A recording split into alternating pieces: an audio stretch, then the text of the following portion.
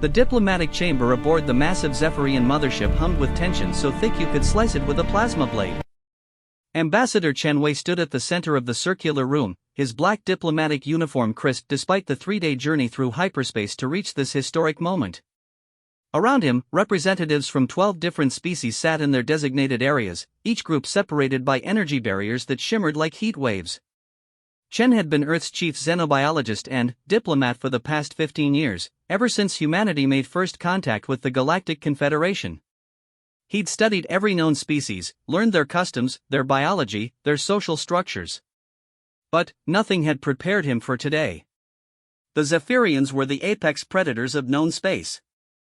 Standing nearly 10 feet tall with chitinous exoskeletons that gleamed like polished obsidian, they possessed forearms ending in razor-sharp claws, compound eyes that could see across multiple spectrums, and mandibles that could crush titanium. Their queen, Vexthera, ruled over 300 star systems with absolute authority. For 50 standard years, the Zephyrians had maintained a policy of isolation. They traded with other species but never allowed anyone aboard their ships, never permitted diplomatic visits to their worlds, and certainly never revealed anything about their internal politics or royal family. The fact that Chen was here at all was unprecedented. "The Queen approaches," announced the ship's AI in a voice like grinding stone. The energy barriers flickered and died as every representative in the room stood and turned toward the massive doors at the far end of the chamber. The doors didn't open so much as they dissolved, revealing a corridor that seemed to stretch into infinity. The first thing Chen noticed was the sound, a rhythmic clicking that echoed off the walls, growing louder with each passing second. Then came the scent, something like ozone mixed with exotic flowers that made his human sinuses tingle. Queen Vexthera entered the chamber with the fluid grace of an apex predator. She was even more imposing in person than in the holographic briefings Chen had studied. Her exoskeleton bore intricate patterns that marked her royal status, and her forearms moved independently as she surveyed the assembled diplomats. Behind her walked 6 guards, each nearly as tall as she was but lacking the elaborate carapace decorations that marked royalty. But it was the figure beside the queen that made Chen's breath catch in his throat. She was obviously Zephyrian, but unlike any he'd seen before. Standing about 7 feet tall, she possessed the same basic anatomy as her mother but with crucial differences. Her exoskeleton was a deep purple instead of black, and it seemed softer somehow, more flexible. Her compound eyes were larger, more expressive, and when she turned her head to scan the room, Chen caught a glimpse of something that shocked him to his core: individual pupils within the compound structure, making her gaze remarkably human-like in its directness. This had to be Princess Cassandra, the Queen's daughter. Intel about her was scarce, limited to rumors and whispered conversations between smugglers and information brokers. Some said she was the Queen's greatest weapon, others claimed she was a diplomatic genius. A few insisted she was half-mad and kept locked away from civilized society. Looking at her now, Chen couldn't tell which rumors were true. The Queen raised one of her primary arms, and the chamber fell silent. When she spoke, her voice resonated through translator units that converted her complex clicking and chittering into standard galactic. "Representatives of the lesser species," she began, and Chen noticed how several diplomats stiffened at the casual insult. "You have requested this gathering to discuss the human problem. We have agreed to hear your concerns." The Alto-Iran representative, a being that looked like a living crystal formation, stepped forward. "Your Majesty, the humans have become increasingly aggressive in their expansion. They've colonized 17 systems in the past 5 years alone, often displacing established trade routes, and they follow their nature," the Queen interrupted. "As do we all. What specifically do you wish us to do about it?" The crystal being flickered through several color changes before responding. "We request that the Zephyrian Empire formally condemn human expansion and impose trade sanctions until they agree to respect established territorial boundaries." Murmurs of agreement rose from several other delegations. Chen remained silent, as instructed by his superiors. This meeting was about humanity, but Earth wasn't invited to defend itself. They were being discussed like a problem to be solved rather than a species with rights and representation. Queen Vexthera's head turned slightly, and Chen felt the weight of her compound gaze settling on him. "Human," she said, her translator making the word sound like a mild curiosity rather than an accusation. "You observe but do not speak. Why? Chen straightened, meeting her gaze as steadily as he could manage. In his peripheral vision, he noticed that Princess Cassandra had also turned to look at him, and her attention felt even more intense than her mother's. Your Majesty, Chen replied carefully, I was instructed to observe this proceeding. My presence here is courtesy of your generous invitation, not a right to participate in discussions about my species' future. Something that might have been amusement flickered across the Queen's features. Diplomatic. But evasive. Do you have nothing to say in defense of your kind's actions? Chen glanced at the other representatives, noting the hostile attention focused on him. The Drakmari delegate, a reptilian species known for their territorial nature, was practically hissing in his direction. The Centauri Collective's hivemind representative showed no emotion, but Chen could sense disapproval radiating from their biomechanical form. I would say, Chen began slowly, that humanity expands because we must. We're not a hive species like the Centauri, who can exist comfortably in limited space by sharing consciousness. We're not energy beings like the ethereals, who can survive in the vacuum between stars. We're biological, individual, and growing. We need room to breathe, to build, to explore. It's not aggression, it's survival. Survival that comes at our expense, the Drakmari delegate spat. Chen turned to face the reptilian being. Ambassador SS Katar, with respect, humanity has never displaced an established colony. We've colonized uninhabited systems or negotiated fair exchanges for settlement rights. Every world we've claimed was either empty or obtained through legitimate purchase or treaty. You breed too quickly, hissed another voice. The Vorthan delegate, a slug-like creature that communicated through chemical emissions translated by their sooth systems, oozed forward. Your population doubles every generation. Soon you will outnumber all other species combined. And, that frightens you, Chen said quietly. It wasn't a question. The chamber erupted in angry chittering, clicking, and various other sounds of outrage. Only Queen Vexthera and her daughter remained silent, watching the proceedings with what Chen interpreted as detached interest. Silence, the Queen commanded, and the room instantly quieted. The human speaks truth. You fear them not because they are aggressive, but because they are successful. They adapt quickly, reproduce efficiently, and expand constantly. In short, they behave as we once did. The Altuiran delegate's crystal structure flashed bright red. Your Majesty surely doesn't compare these mammals to your own glorious species? For the first time since entering the chamber, Princess Cassandra spoke. Her voice was different from her mother's, lighter, more melodic, though the translator still gave it an artificial quality. The humans are remarkable, she said, and Chen felt his heart skip a beat at the unexpected defense. In 50 standard years, they've gone from primitive chemical rockets to faster-than-light travel.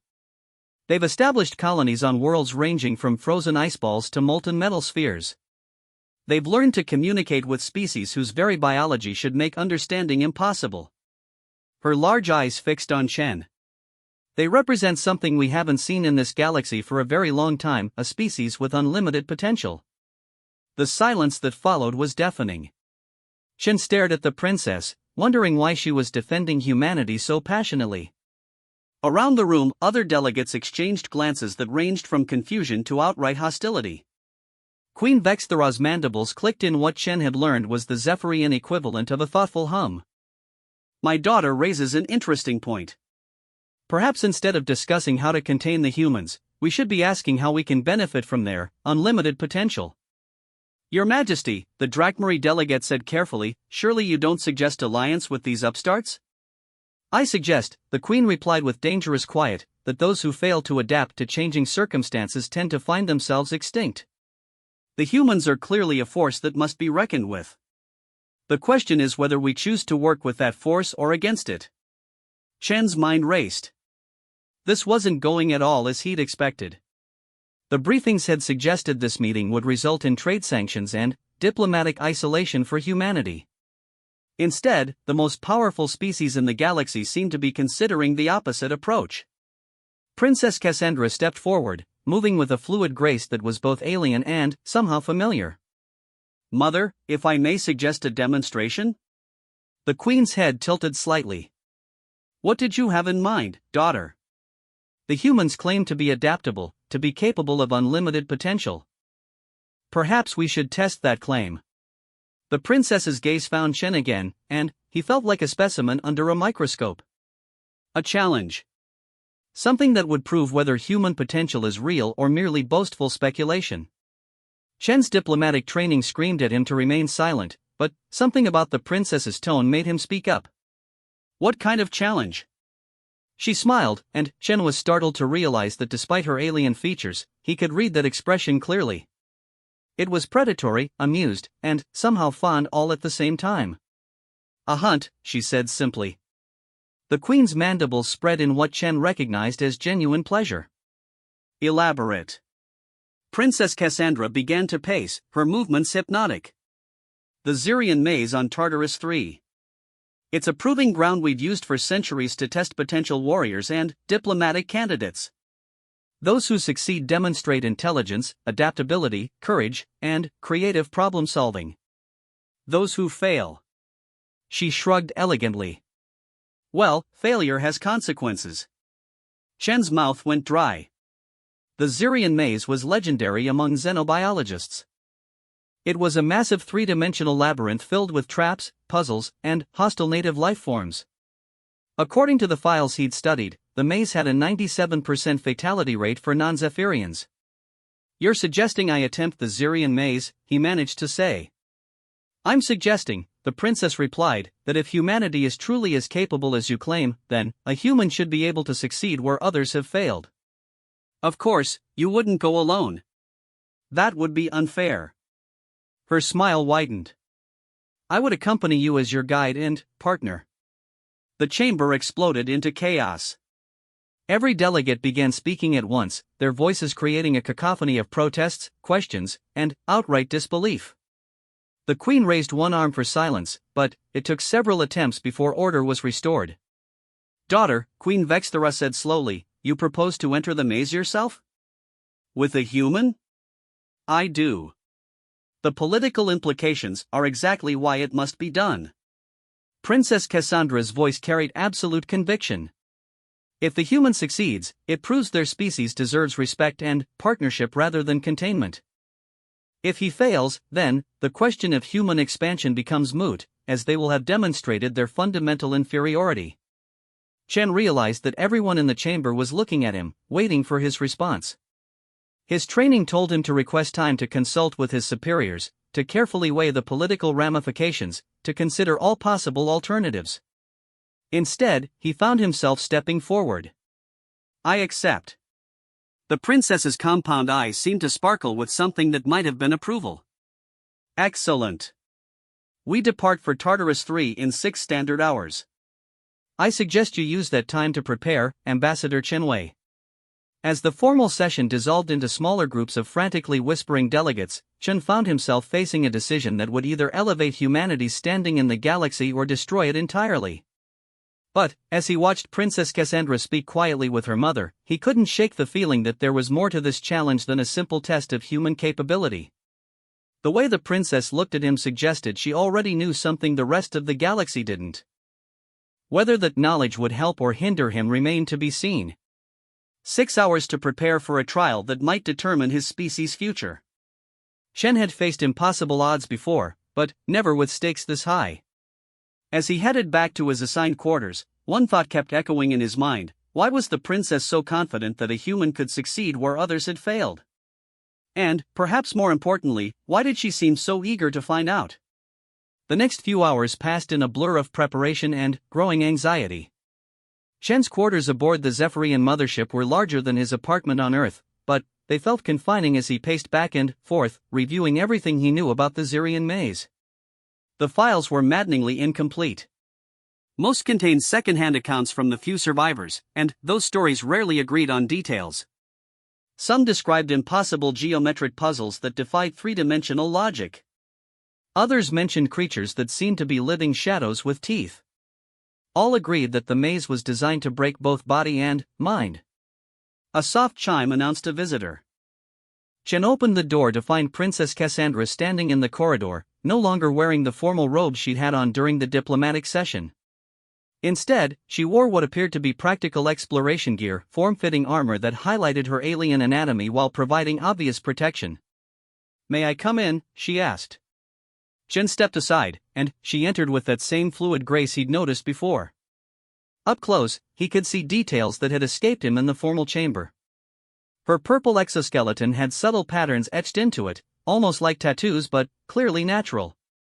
Her compound eyes were even more remarkable than he'd initially thought. They seemed to shift color slightly depending on the angle of the light. "You're nervous," she observed, settling into a chair that adjusted automatically to accommodate her physiology. "Terrified would be more accurate," Chen admitted. "I'm about to attempt something that has killed 97% of those who've tried it, with the political future of my entire species hanging in the balance." "Nervous seems inadequate." She made a sound that his universal translator couldn't interpret, but somehow Chen understood it as laughter. "Honesty. I appreciate that. Most diplomats would have given me a carefully constructed response about confidence and determination. I've never been very good at the diplomatic doublespeak," Chen said, taking the chair across from her. "My superiors keep trying to train it into me, but I keep defaulting to saying what I actually think. That's why I chose you," she said quietly. Chen felt the universe shift slightly around him. "I'm sorry, what?"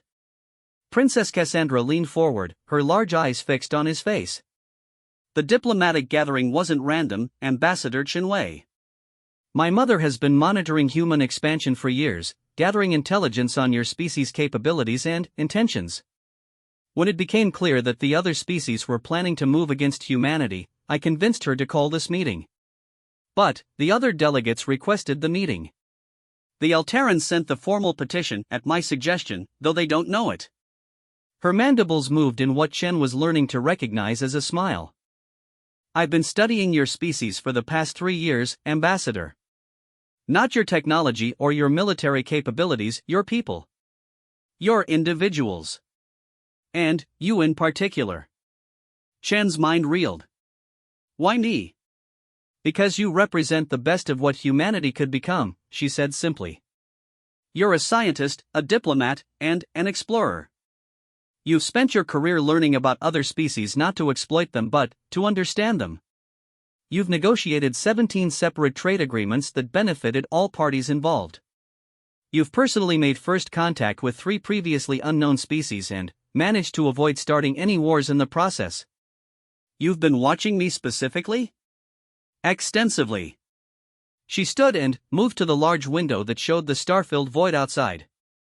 "Did you know that you're the first human to successfully learn to communicate with the Whisper Monks of Aldebaran Prime?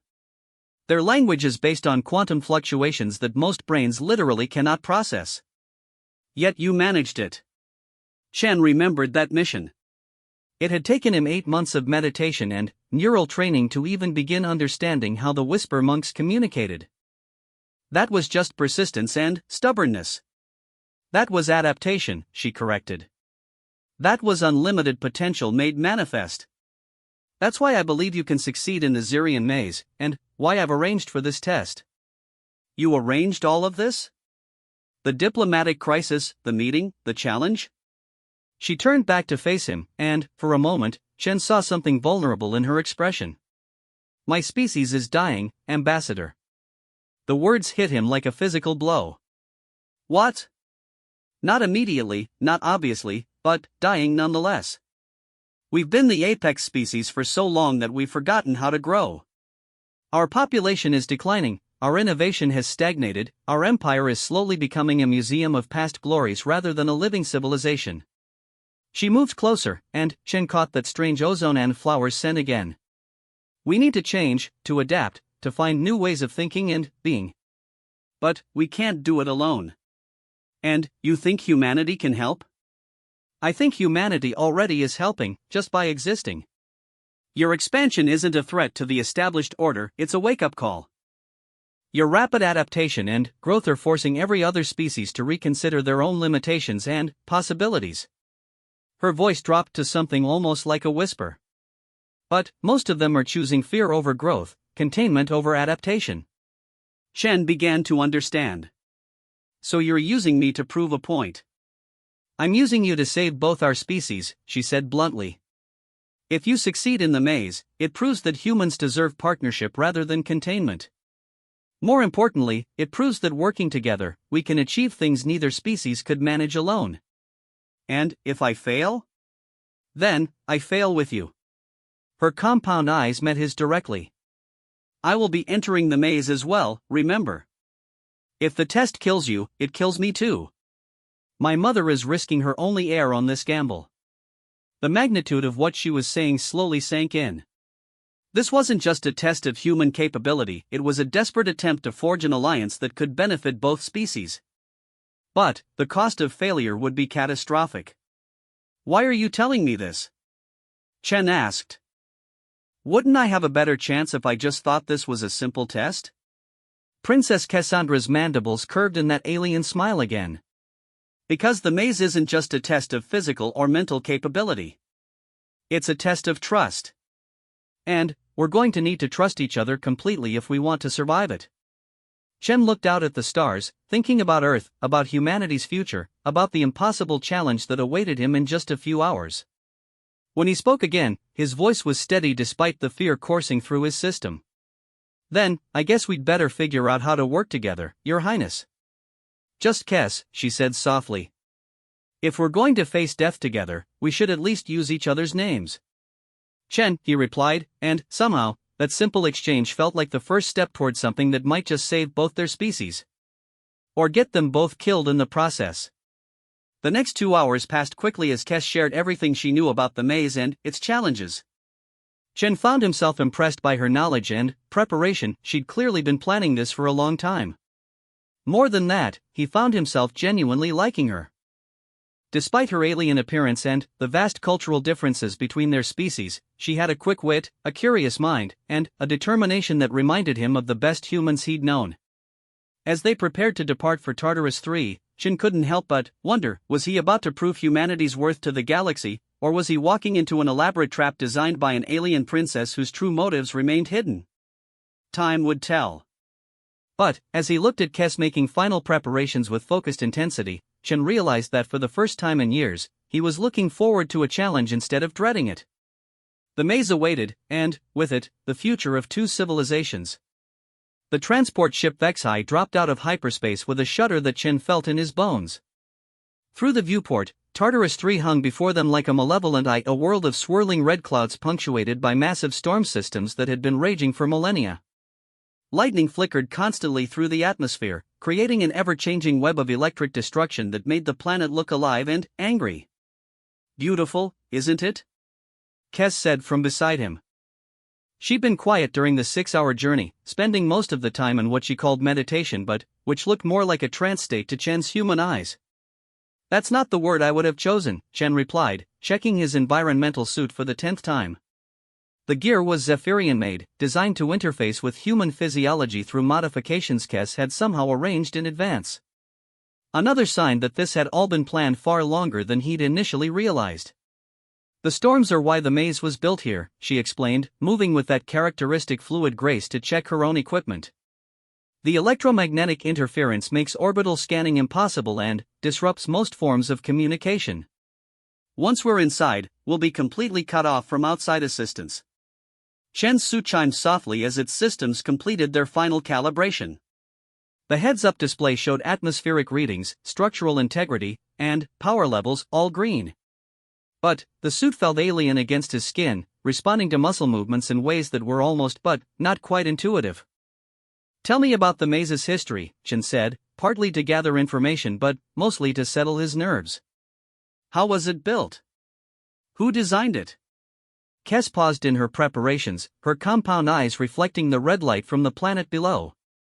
It was commissioned by my great-grandmother, Queen Zarathax, approximately 4 centuries ago. She believed that the Zephyrian people were becoming too comfortable, too dependent on their technological superiority. The maze was designed to test not just individual capability, but the ability to work with others, something our naturally solitary species struggles with. 400 years, Chen mused. That's a lot of failed attempts. 3,742 attempts, Kes said precisely. 112 survivors.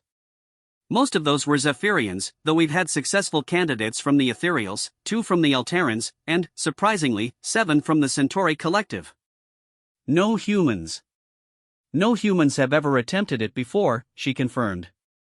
Which is why your success will be so significant. Chen noticed she said success, not attempt. Either she had more confidence in him than he had in himself, or she was very good at projective thinking. The ship shuddered again as they entered Tartarus III's atmosphere. Through the viewport, Chen watched the red clouds part to reveal a landscape that looked like something from humanity's ancient mythologies about hell. Jagged mountains thrust up from rust-colored plains, and, between them, geometric structures that hurt to look at directly rose like impossible monuments to alien engineering. The largest of these structures dominated the horizon, a massive complex that seemed to shift and change as Chen watched it. Parts of it appeared to be buried underground while others stretched impossibly high into the storm-racked sky. Energy fields flickered around its perimeter, and Chen could swear he saw parts of the structure rotating independently of other sections. The Zirian maze, Kess said unnecessarily. The transport touched down at a landing platform that extended from the maze's outer perimeter. As soon as the engine shut down, Chen could hear the constant low hum of the structure's power systems through the hull. It sounded like breathing. Final equipment check, Kess announced, though Chen suspected this was more for his benefit than hers. She moved through her gear with the practiced efficiency of someone who had done this many times before. Emergency beacon? Chen tapped the device attached to his chest plate. Active, though you said it won't work inside the maze. Correct. The maze's internal fields block all external communication. The beacon is for recovery purposes if... She paused delicately. If we die, Chen finished. Got it. Survival kit? Chen patted the compact pack on his hip. It contained water purification tablets, emergency rations, basic medical supplies, and a few tools that Kess had recommended. Check. Weapons? None permitted, Chen recited the rule she'd explained during their journey. The maze is designed to test intelligence and adaptability, not combat prowess. Good. She moved closer, and Chen caught that distinctive scent again, stronger now, with undertones he couldn't identify. Chen, there's something I need to tell you before we begin. The seriousness in her tone made him turn to face her fully. What is it?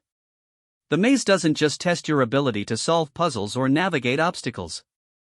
It tests who you really are. It will force you to confront your deepest fears, your greatest failures, your most carefully hidden weaknesses.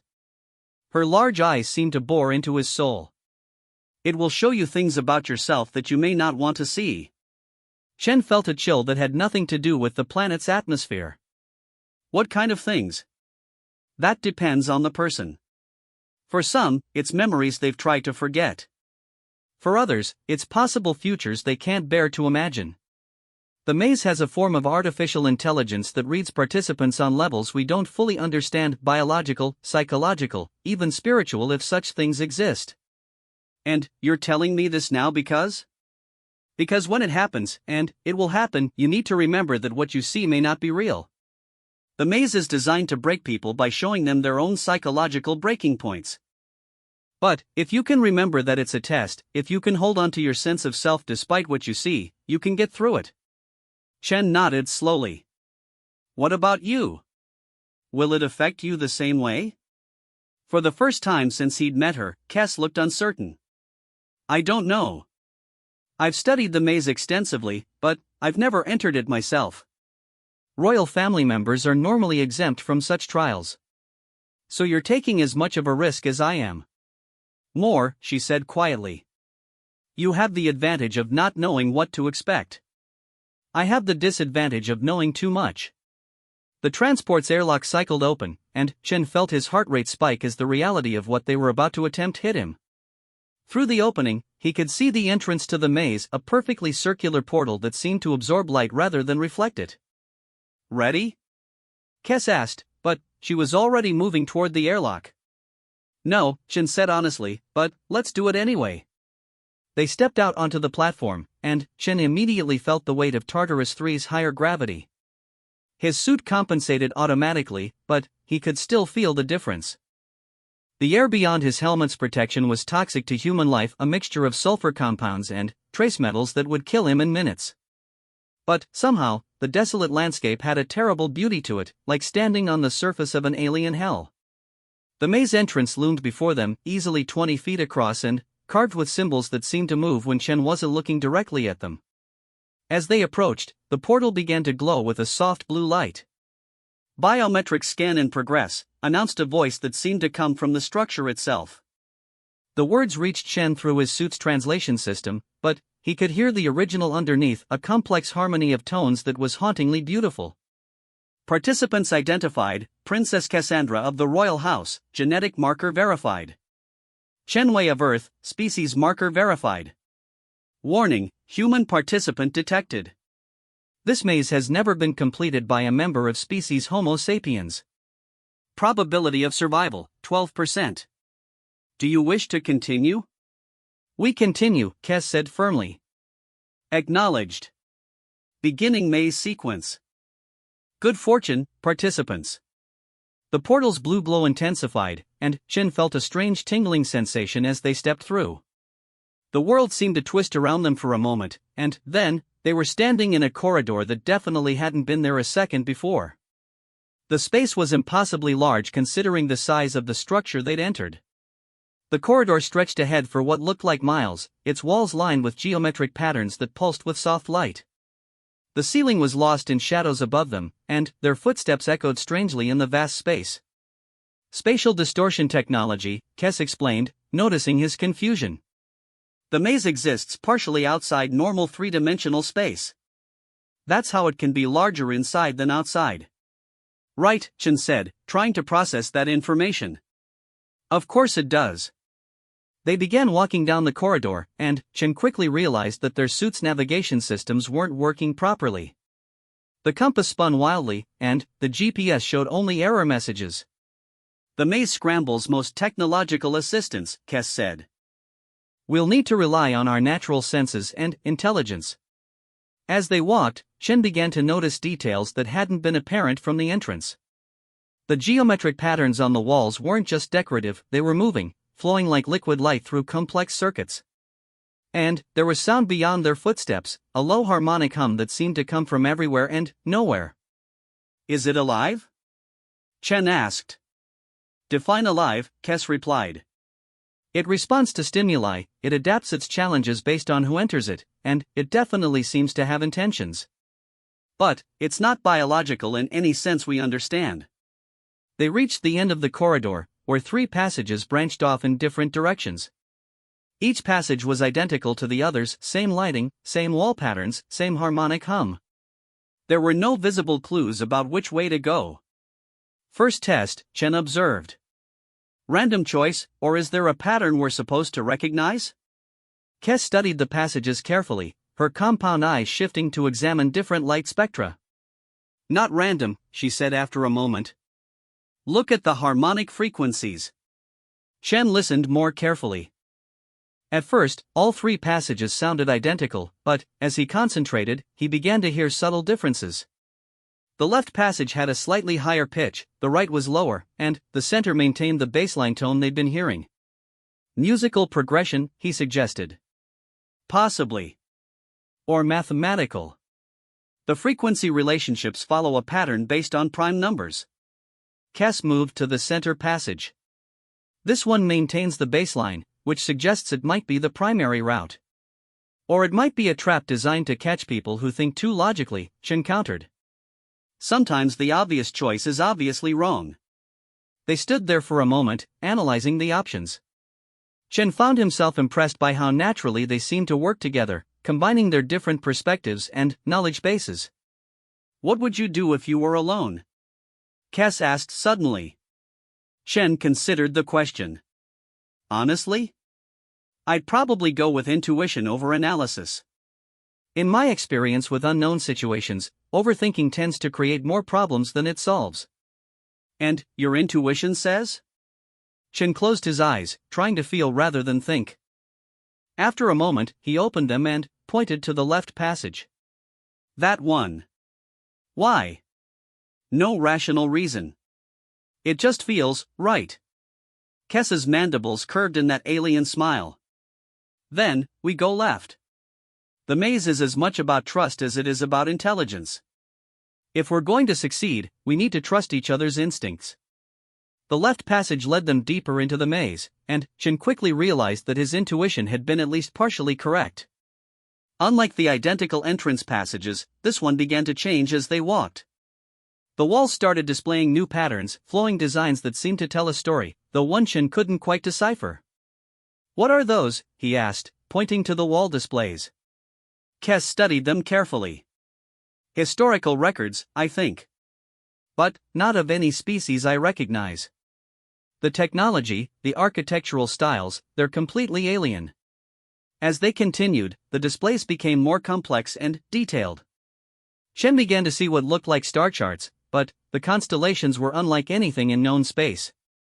There were images of beings that might have been intelligent but didn't match any species in the galactic database. "I think these are the maze's creators," Chen said slowly. "Not the Zephyrians who commissioned it, but whoever built the technology itself." Kess stopped walking abruptly. "That's impossible. The maze was built by our greatest engineers using our most advanced technology." "Was it?" Chen moved closer to one of the wall displays, studying the intricate details. "Or did your people find something that already existed and adapted for their own purposes?" The implications of that possibility seemed to hit Kess like a physical blow. If Chen was right, it meant the maze wasn't just a Zephyrian creation, it was something far older and, potentially far more dangerous than anyone realized. "Keep moving," she said finally. "We can worry about historical mysteries after we survive this." But, as they continued through the maze, Chen couldn't shake the feeling that understanding the maze's true origins might be crucial to surviving it. And, the wall displays seemed to be leading them toward some kind of revelation that he wasn't sure he was prepared for. The passage began to branch more frequently, creating a complex network of choices that required constant decision-making. Chen and Kess fell into a rhythm of consultation and trust, each offering their perspective before agreeing on a direction. Their different ways of thinking, his intuitive, hers analytical, seemed to complement each other perfectly. "How are you doing this?" Kess asked during one of their brief rest stops. "Doing what?" "Making the right choices. Every decision you've guided us toward has been correct. The passages we've taken have led us deeper into the maze without encountering any of the deadly traps or dead ends that should be everywhere." Chen considered her question. "Honestly? I'm not sure. It feels like the maze wants us to succeed. Or at least, it wants to see what we'll do if we keep going." "That's impossible. The maze is neutral. It tests everyone equally." But, even as she said it, Chen could see doubt in her expression. Because she'd noticed the same thing he had, they were progressing too easily, too smoothly. Either they were incredibly lucky, or something else was going on. They were about to find out which. The passage ahead opened into a vast chamber that made both of them stop in their tracks. The space was enormous, easily the size of a sports stadium, and filled with what could only be described as floating islands. Chunks of stone and metal hung suspended in mid-air, connected by bridges of pure energy that sparkled and shifted constantly. But it wasn't the architecture that made Chen's blood run cold. It was what was waiting for them on the central platform. A perfect replica of Earth's moon hung in the chamber's center, slowly rotating to show its familiar cratered surface. But, as Chen watched, the surface began to change. Cities appeared, spreading like an infection across the lunar landscape. Ships moved between Earth and its satellite. And then, without warning, everything exploded in a flash of nuclear fire that left nothing but glowing debris. "It's showing us Earth's future," Chen whispered. "One possible future," Kess corrected, but her voice was shaky. "Remember what I told you about the maze showing you your worst fears?" But, as they watched, the scene changed. The debris reformed, but this time into something different. Earth and its moon were still there, but now they were surrounded by a network of space stations and orbital cities. Ships bearing both human and Zephyrian design elements moved between the worlds. It was a vision of cooperation, of two species working together to build something greater than either could achieve alone. "Two possible futures," Kess said softly. The maze is giving us a choice, Chen realized. Not just about which path to take, but about what kind of future our species will build together. And that's when the real test began. The chamber filled with new images, not just of possible futures, but of their own past failures and deepest fears.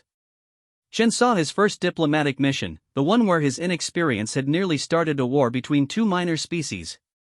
He saw his parents' disappointment when he'd chosen xenobiology over the family business. He saw every moment of doubt, every fear of inadequacy, every time he'd wondered if he was really qualified for the responsibilities he'd taken on. Beside him, Kes was experiencing her own psychological assault. Through their shared helmet radio, he could hear her breathing become ragged as she confronted whatever the maze was showing her. "It's not real," he said, trying to reach her through her distress. "Remember what you told me. It's just a test." "I know," she gasped. "But knowing and feeling are different things." Chen forced himself to look away from the images of his own failures and focus on Kes. She was trembling, her compound eyes wide with what he recognized as terror. Whatever she was seeing, it was affecting her far more severely than his own visions were affecting him. "What do you see?" he asked gently. "My people," she whispered. "Dying. Extinct. Because I was wrong about humans, because I led them into an alliance that destroyed everything we are." Chen understood then. She wasn't just risking her own life in this maze, she was risking her entire species' future on a bet that humans could be trusted as partners rather than feared as threats. "Look at me," he said firmly. "Not at the visions, at me." She turned her head toward him, and, even through the alien features, he could see her pain. "Do you trust me?" he asked. I don't know anymore." "Then, trust this," Chen said, and, before he could second-guess himself, he did something that went against every diplomatic protocol he'd ever learned. He removed his helmet. The chamber's atmosphere was toxic, and he had perhaps 30 seconds before it would start causing permanent damage. But he needed Kes to see his face, his human eyes, his genuine expression without any barriers between them. "Chen, no," she gasped. "If I'm going to lead your species to destruction," he said calmly, "would I risk my own life to save yours right now?" For a moment that felt like an eternity, they stared at each other. Then, Kes reached over and sealed his helmet back in place, her movements gentle despite their urgency. "You're either very brave or completely insane," she said as his suit systems worked to purge the toxic air he'd breathed. "Probably both," Chen admitted. "But the question remains, do you trust me?"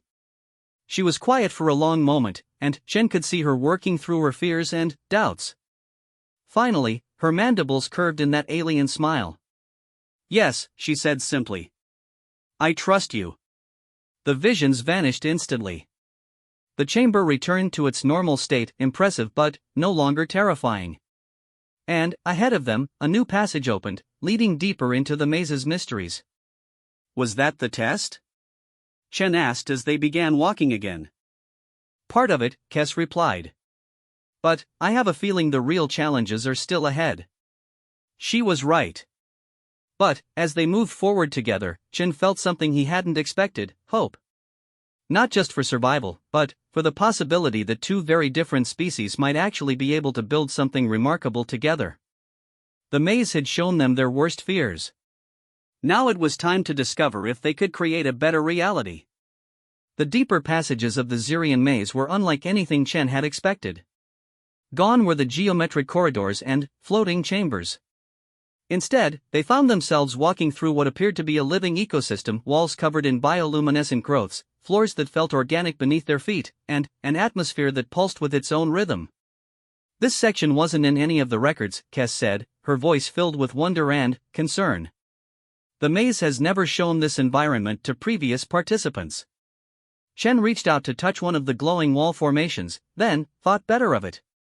"Maybe it adapts based on who's inside it. We're the first human Zephyrian team to attempt the maze. Maybe it's showing us something new because we're doing something new. Or maybe," Kes said quietly, "we've gone deeper than anyone else has before."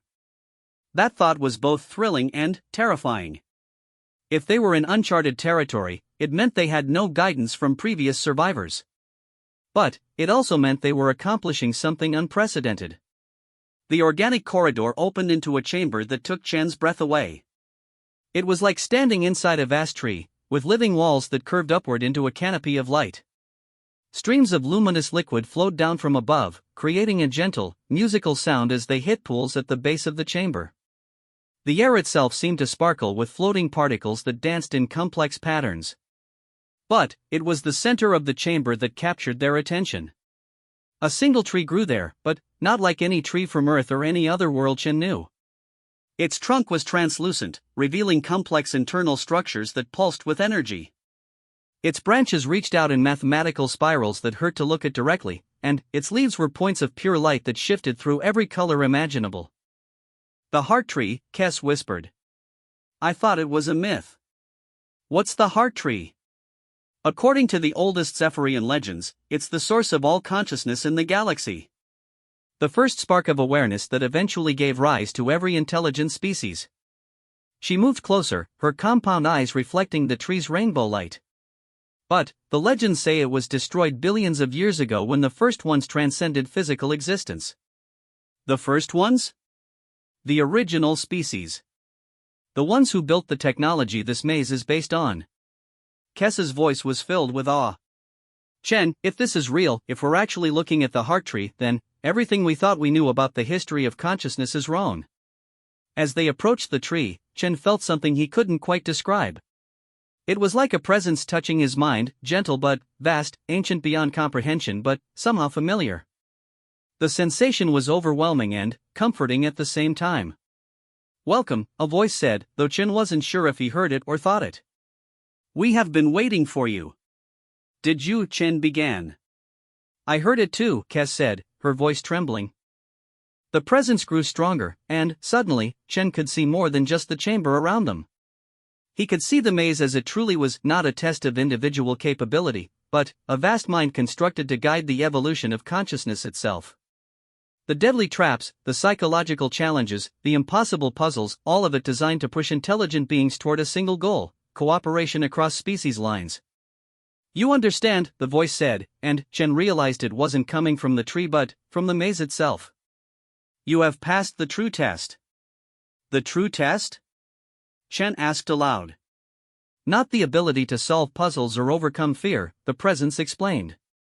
But the willingness to trust despite difference. To see potential for partnership where others see only threat. To risk everything for the possibility of something greater. Images flooded Chen's mind, visions of the galaxy as it could be. Human innovation combined with Zephyrian strength. Scientific collaboration that pushed the boundaries of what was possible. Exploration of mysteries that no single species could unravel alone. A golden age of discovery and growth that benefited everyone. But there were other images too. Darker possibilities where fear won over hope, where species remained isolated and stagnant, where the galaxy slowly died from lack of growth and change. The choice is before you, the presence continued. Not just for yourselves, but for all who will come after. Will you be the bridge between worlds, or will the old patterns of fear and isolation continue? Chen looked at Kes and saw his own determination reflected in her compound eyes. What do we need to do? Simply what you have already done. Trust. Work together. Show others that cooperation is possible. The presence paused, and Chen felt something like amusement. Though there will be one more challenge before you leave this place. The chamber began to change around them. The organic walls shifted and flowed, creating new passages that led in directions that hadn't existed moments before. The heart tree's light grew brighter, and Chen realized they were being offered a choice. One passage led back toward the maze's entrance, the safe route, the expected conclusion to their trial. The other passages led deeper into the structure, toward something that called to both of them with an irresistible pull.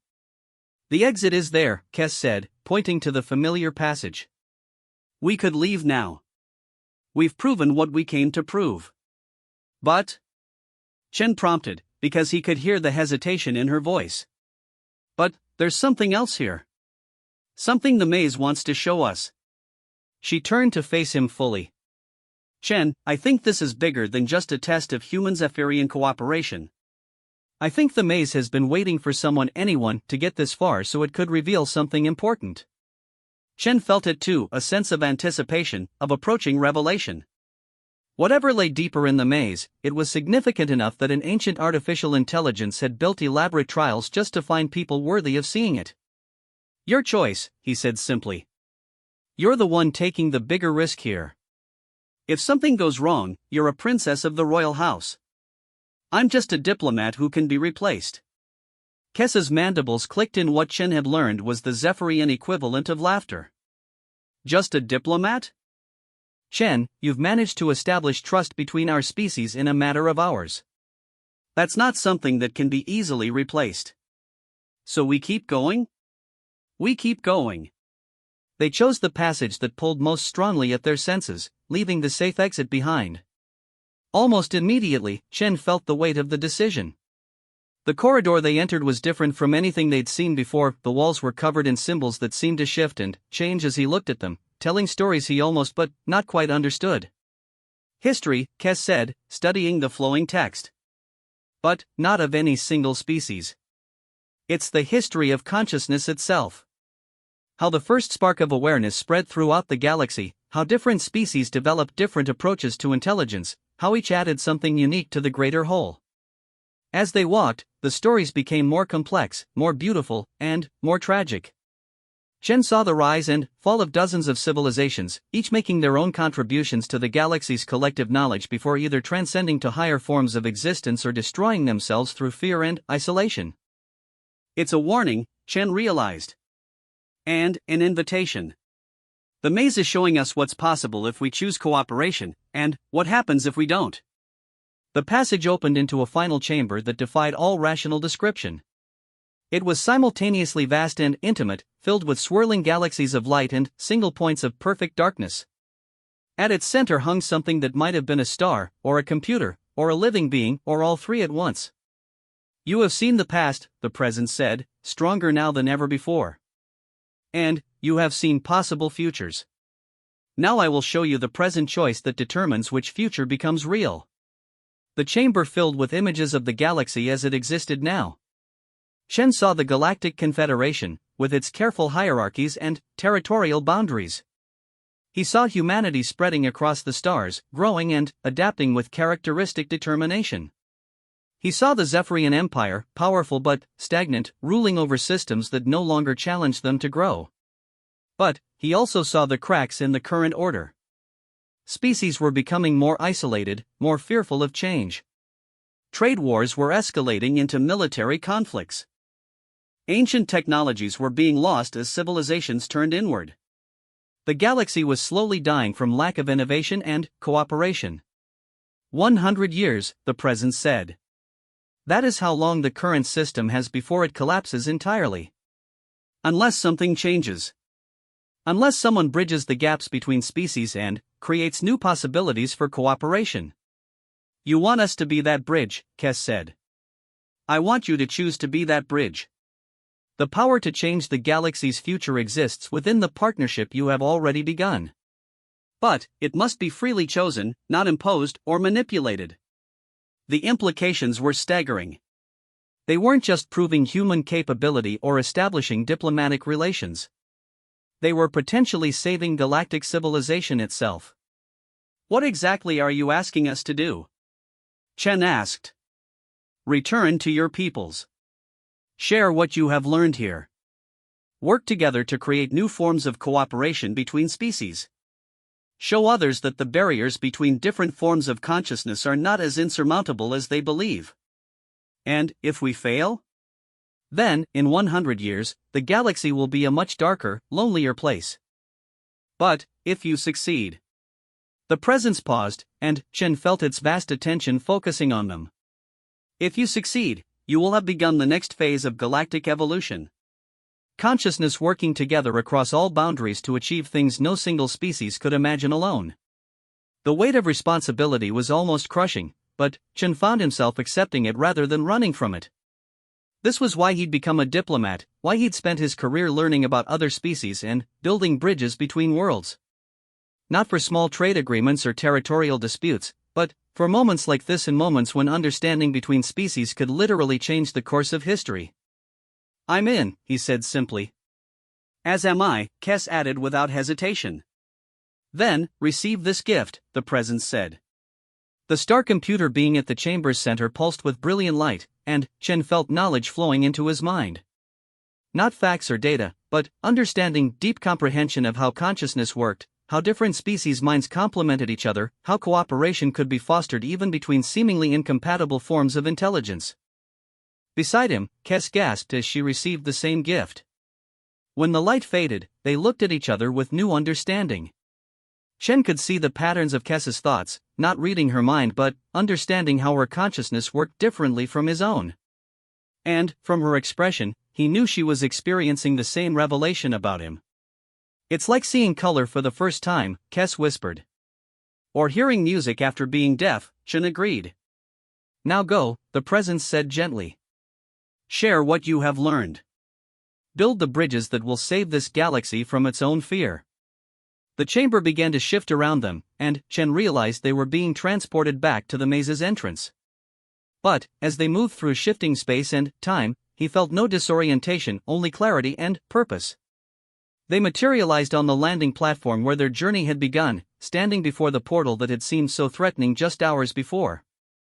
Through his helmet's display, Chen could see that their emergency beacons were active again, and the transport ship HFY was already receiving clearance to depart. How long were we inside? Kes asked, checking her own chronometer. According to this, 6 hours. But it felt like much longer. Time moves differently in the deeper chambers, she explained. Another sign that we went further than anyone else has before. As they walked back to the transport, Chen felt the magnitude of what they'd accomplished beginning to sink in. They hadn't just survived the Zirian maze, they'd uncovered its true purpose and accepted a responsibility that would shape the galaxy's future. What happens now? He asked as they boarded the ship. Kes settled into her acceleration couch, her movements showing a confidence that hadn't been there before. Now we return to my mother's ship and announce to the assembled delegates that humanity has passed the trial. Then, we begin the real work of building partnerships between our species. And the knowledge we gained from the maze's core? We use it carefully, she said. We can't simply tell other species about our experience, they'd think we were delusional or lying. We have to show them through our actions that cooperation is possible and beneficial. The transport lifted off, and Chen watched Tartarus 3 shrinking below them. Somewhere on that hostile world, an ancient intelligence continued its patient work of guiding galactic evolution. He wondered how many other species it had tested over the millennia, how many had chosen cooperation over isolation. Kes, he said as they entered hyperspace, there's something I need to ask you. What is it? Back when we first met, you said you'd been studying me for 3 years. How did you know I was the right person for this? Her compound eyes seemed to sparkle with amusement. Because you did something no other human diplomat has ever done. Which was? You learned to communicate with the Whisper monks not by trying to understand their quantum language, but by finding the emotional resonance beneath their mathematical concepts. You didn't just decode their communication, you empathized with their consciousness itself. Her mandibles curved in that alien smile. That's when I knew humans had the potential for true interspecies cooperation. And that you specifically had the mindset necessary to succeed in the maze. Chen thought about that as the stars wheeled past their viewport. Empathy across species lines. Understanding not just what other beings said, but how they thought and felt. It was exactly what the maze's core intelligence had tried to teach them, and apparently it was something he'd been developing for years without realizing it. Do you think we can really do it? He asked. Save galactic civilization from stagnation and fear? I think, Kes said thoughtfully, that we've already begun. The fact that we're sitting here together, planning how to build bridges between our species, proves that the barriers aren't as insurmountable as everyone believes. Hours later, when they docked with Queen Vexthera's mothership, they were greeted by a crowd of anxious delegates and royal guards. The news of their survival had already spread throughout the diplomatic community, and Chen could see shock, disbelief, and grudging respect in the various alien faces that watched them emerge from the transport. Queen Vexthera herself was waiting in the docking bay, her imposing presence commanding immediate attention from everyone present. When she spoke, her voice carried across the bay without need for amplification. "The trial is complete," she announced. "The human has proven his species' worth through courage, intelligence, and the wisdom to work with others rather than against them."